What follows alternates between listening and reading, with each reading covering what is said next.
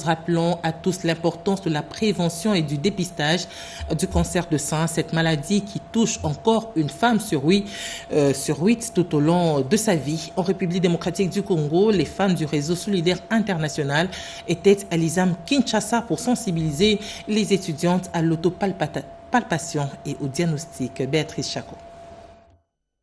Le cancer de sein est un danger imminent qui guette la société en général.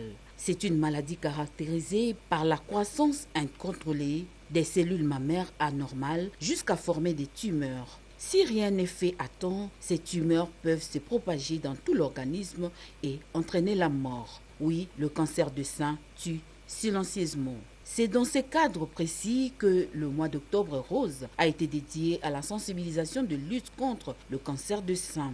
Au regard de l'ampleur de cette pathologie, l'ISAM Kinshasa a introduit dans son programme de la semaine scientifique une séance d'échange et de partage avec les étudiants et étudiantes en collaboration avec le Centre national de lutte contre le cancer pour une sensibilisation et un suivi à travers le dépistage. L'interaction de mise a emballé l'assistance avec enthousiasme et intérêt. Dans la race noire, il faut savoir que ce sont les jeunes personnes de moins de 50 ans qui font le cancer de sein.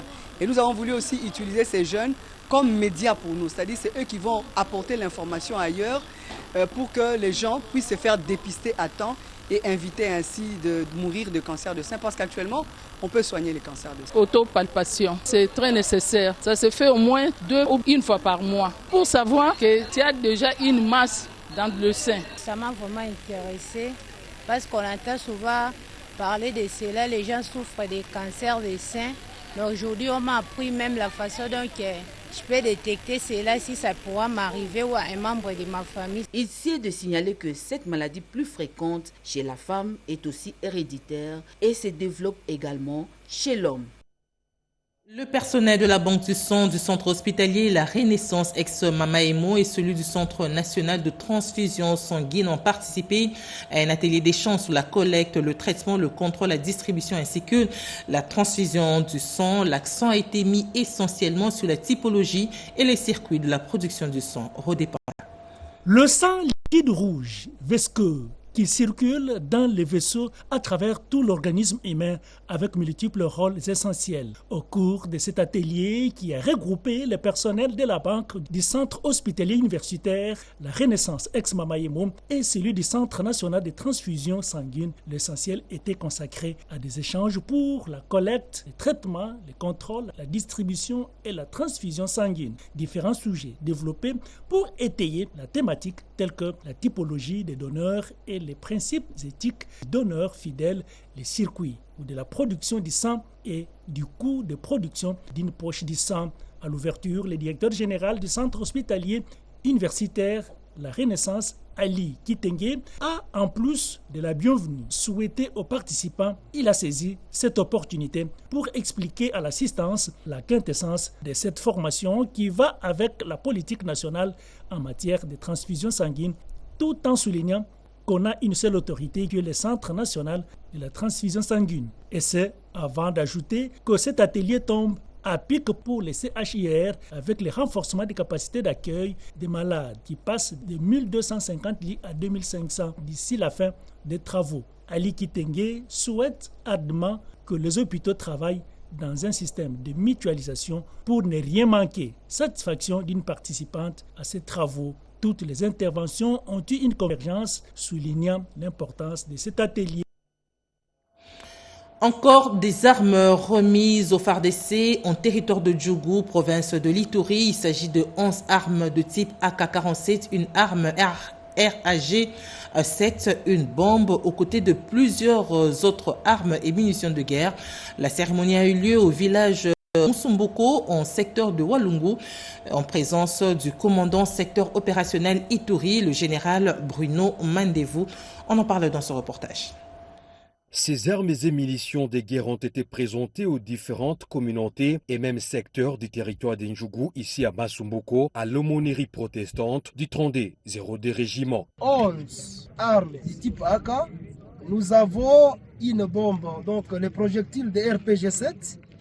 Nous avons à peu près 18 chargeurs et quelques munitions.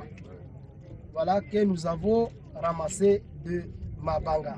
De façon symbolique, je remets au commandant secteur ces armes avec qui nous sommes fatigués. Voilà mon commandant, nous sommes fatigués. On remet le travail de la force loyaliste d'Assamé, celle de protéger la population ici. Présentation faite lors d'une grande rencontre de pacification à laquelle ont pris part les différents membres des secteurs chefferies et groupements du territoire d'Indjougou. Le général-major Bruno Mandevou ayant présidé la cérémonie a schématiquement présenté la source des conflits dans ces territoires. Les différents chefs des secteurs et groupements ont présenté respectivement le tableau de la situation dans leurs entités. Une réunion de pacification facilitée par les commandants des opérations et gouvernants militaires de l'Ituri, le lieutenant-général Luboyanka Chamadjoni. Objectif, pacifier les territoires d'Indjougou dans son ensemble au travers les approches militaires et non militaires pour bien booster et développer l'économie de cette province. Suivez à présent ce qu'a été la formation des officiers FARDC dans ce reportage. Cet atelier de 3 jours va permettre aux participants, essentiellement les officiers brevetés des FARDC, de renforcer leurs compétences pour une meilleure compréhension des concepts et des principes fondamentaux de la gestion axés sur les résultats. Les défis sécuritaires auxquels font face les FARDC exigent une planification rigoureuse. Je vous encourage à aborder ces travaux avec un esprit d'ouverture, de rigueur et de partage d'expérience, car c'est ensemble que nous construirons des institutions de sécurité plus fortes, plus responsables et plus orientées vers les résultats. Le général-major Justine Chechi, commandant corps logistique des FARDC, a rendu hommage au commandant suprême des FARDC et chef de l'État pour ses multiples efforts de rendre moderne l'armée congolaise. Notre ambition collective est claire et consiste à faire des forces armées de la République démocratique du Congo une armée moderne, disciplinée, performante et exemplaire, capable de défendre la nation, de protéger ses citoyens et de contribuer à la stabilité de la région. Ces assises bénéficient de l'appui technique et logistique de la division de la réforme du secteur de sécurité de la MONUSCO. Évaluer la situation des anciens combattants afin de subvenir davantage à leurs besoins, tel est l'objectif de la descente du ministre délégué à la Défense nationale, Eliezer Tamboué. C'était dans la province du Congo central. Serge Merlin-Mata nous en parle avec plus de détails. Deuxième étape de sa mission d'itinérance dans le Congo central. C'est ici, dans la ville portuaire historique d'Eboma, que le ministre délégué à la Défense nationale en charge des anciens combattants a posé ses valises. Lors de cet échange patriotique tenu devant le bureau urbain des anciens combattants, Eliezer Tamboué a appelé les épouses des militaires et leurs dépendants à soutenir les efforts fournis et déployés par les chefs de l'État Félix-Antoine Tshisekedi Tshilombo en vue l'amélioration des conditions de vie de leurs époux et de ceux qui ont servi sous les drapeaux. Il les a tous invités à prier pour le président de la République engagé dans la restauration de l'intégrité territoriale. Ces moments d'échange a été également une occasion pour les chefs des bureaux des anciens combattants de faire part de leurs doléances au ministre délégué à la Défense nationale. Très attentif, Eliezer Tamboué a apporté quelques éléments de réponse aux différentes préoccupations soulevées. Bien après cet échange fructueux, le ministre délégué à la Défense nationale en charge des anciens combattants s'est rendu tour à tour dans les différents locaux du bureau urbain des anciens combattants. Eliezer Tamboué a par la suite visité quelques sites spoliés. Avec la conservatrice des titres immobiliers d'Eboma, il était question d'examiner les dossiers en lien avec les anciens combattants. De retour à Matadi, le ministre délégué à la Défense nationale et sa délégation ont pris la direction du tribunal des commerces situé dans la commune d'Mvunzi. Question de s'imprégner de la situation de spoliation de ces bâtiments appartenant aux anciens combattants et remettre également de l'ordre. Jed, journaliste en danger, a reçu le 28 octobre dernier à Stockholm, en Suède, le prix de la liberté de la presse 2025, octroyé par Reporters sans frontières Suède. Chivis Chivoadi, secrétaire général de Jed, l'a dédié aux journalistes qui travaillent dans des conditions difficiles en RDC. Oscar Mbal. Le prix de la liberté de la presse 2025 a été remis le 28 octobre 2025 à Jed, journaliste en danger, par Reporters sans frontières Suède. Ce prix est une reconnaissance du travail qu'effectue Jed depuis 1998, a rappelé Chivis Chivoadi, son secrétaire général, du haut de la tribune, en invitant le monde à agir contre la guerre de l'Est. Beaucoup de journalistes sont menacés dans leur travail. Beaucoup subissent beaucoup de violences. Il y en a beaucoup même qui sont tués. Et je voudrais que nous puissions avoir une pensée pour ces journalistes-là, et particulièrement pour les journalistes qui travaillent à l'est du pays. Beaucoup de journalistes ont été menacés, les infrastructures des médias ont été détruites. Beaucoup de journalistes ont été obligés de fuir, d'abandonner leur famille pour aller trouver des refuges ailleurs. Que tout le monde puisse s'impliquer pour faire cesser ces crimes de guerre qui se commettent à l'est de la RDC. Madame Karine Alvinge de RSF Suède spécifie les modalités qui ont conduit à la sélection de Jed. Nous faisons ce processus de sélection, d'abord à savoir qu'est-ce qui a fait le candidat, et après nous faisons aussi beaucoup de contrôles pour un processus de nomination. Donc tous ceux qui sont membres de Reporters sans frontières Suède peuvent envoyer leur proposition de candidat. Les journalistes et autres responsables des médias, y compris certains diplomates, ont assisté à la cérémonie qui a eu pour cadre le Théâtre national à Stockholm, en Suède. Un pied à la rédaction, un pied dans les champs. C'est la recommandation de l'éditeur responsable du groupe de presse La Référence Plus lors du déjeuner de presse organisé avec les journalistes de la RDC. Joseph Oscar Mbalkaïch nous en parle. Main dans la main, la radio-télévision nationale congolaise et le groupe de presse La Référence Plus convolent en juste noces.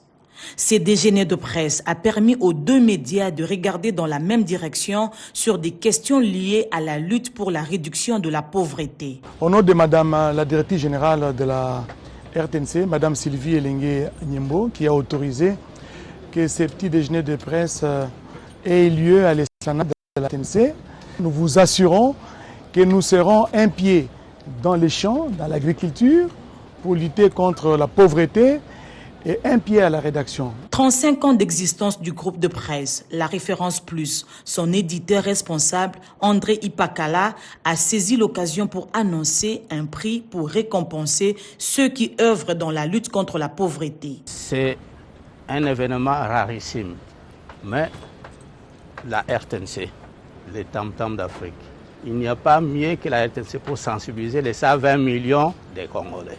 Nous sommes venus justement parce que nous voulons atteindre 120 millions de Congolais. Un prix que nous voulons que ça puisse, un prix d'excellence, nous voulons que ça puisse être pérenne, une activité pérenne.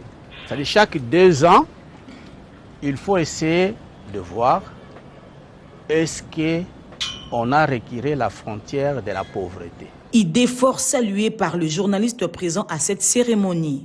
Un lopin de terre pour faire un peu de champs, c'est ce qu'il nous recommande, manger bio. C'est une initiative que nous apprécions beaucoup. Bon, nous, à notre niveau, tout ce qu'on pourrait faire, c'est sensibiliser.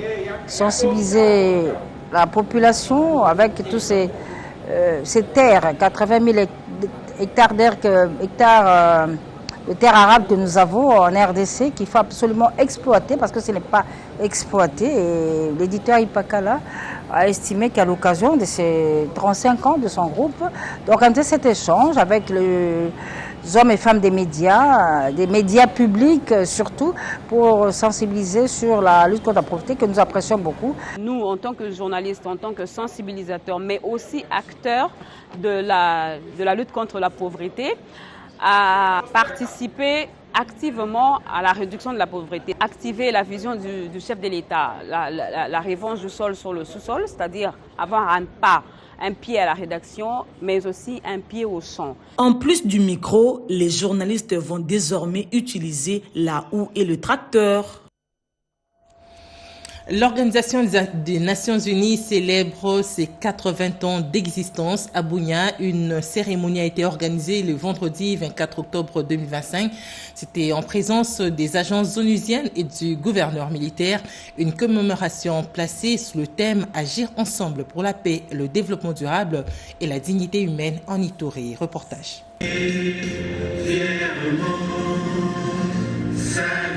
Sur fond de drapeau et au rythme solennel de l'hymne national congolais, l'Ituri a célébré les 80 ans de Nations Unies. À Bunia, la cérémonie a réuni les agences onusiennes, les autorités provinciales et des partenaires engagés pour la paix et le développement. Les Nations Unies ont renouvelé leur engagement à travailler main dans la main avec les autorités locales pour construire un avenir fondé sur la stabilité, la dignité humaine et le développement durable. En cette journée des Nations Unies, soyons unis et réalisons l'extraordinaire promesse de vos Nations Unies. United Nations. Le gouverneur militaire, le lieutenant-général Boyanka Chamachuni, a salué la contribution constante de la MONUSCO en insistant sur l'importance de maintenir et renforcer ses partenariats stratégiques au profit de la population. Vous savez que depuis que je suis ici, ça fait 4 ans, nous avons travaillé dans une très bonne collaboration et coopération, de sorte que là où il n'y avait pas la vie ici à Ituri, vous avez vu la vie reprendre. Je parle ici de la RN27, quand vous arrivez à Kabarole, vous montez Nyakounde, et ainsi de suite. Vous allez à Boga, Tchabi, vous allez à Amé, vous vous rappelez tout ce qu'il y avait eu là-bas. Vous allez Ngoté jusqu'à Dialasika. Donc vraiment, nous sommes très contents parce que nous avons vu. Et même les déplacés, comment est-ce qu'ils ont été pris, ils sont pris en charge jusqu'aujourd'hui. Donc vraiment, je suis sûr que sans eux, on aurait eu beaucoup de difficultés. Voilà. En Ituri, cette célébration est bien plus qu'un anniversaire. C'est un symbole fort d'unité et de résilience porté par la vision du chef de l'État, Félix-Antoine Tshisekedi Tshilombo, et concrétisé chaque jour par les efforts de l'administration militaire dans la pacification de l'Ituri.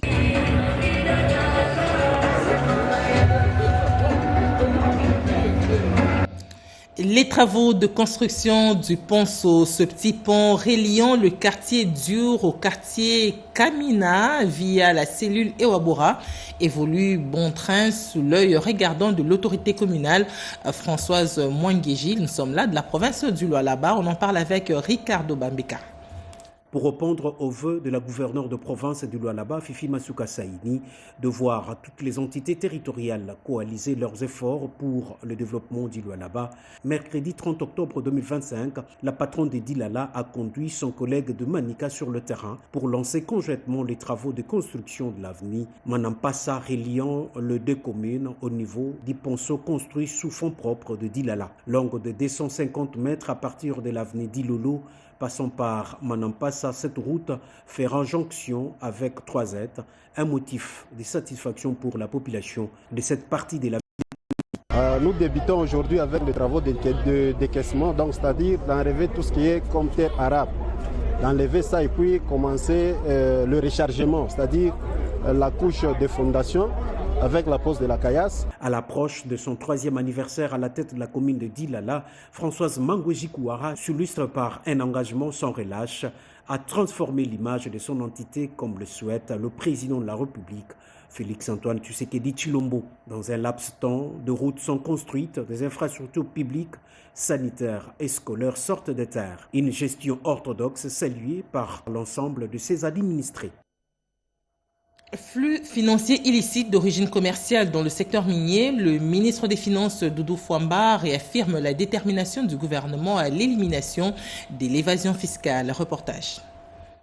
Cette conférence vise à renforcer la synergie entre les services fiscaux pour aboutir à des conclusions tangibles et à une feuille de route pour une réforme profonde du secteur. L'enjeu est de parvenir à une meilleure traçabilité des transactions et à l'élimination de l'évasion fiscale afin de favoriser le retour des capitaux au pays et de doter le gouvernement de moyens nécessaires pour matérialiser la vision du chef de l'État Félix-Antoine Tshisekedi Tshilombo. Le ministre des Finances Doudou Fwamba Likunde Librotaï a réaffirmé la détermination de l'exécutif national à renforcer les dispositifs de lutte contre le flux financier illicite d'origine commerciale dans les secteurs miniers qui représentent plus de 90% des exportations nationales. La création et l'installation du Comité national de mise en œuvre des sanctions financières ciblées, CONASAFIC, en sigle, témoigne de la volonté du gouvernement de disposer d'un dispositif dédié pour appliquer efficacement les mesures de répression contre les acteurs impliqués dans les pratiques illicites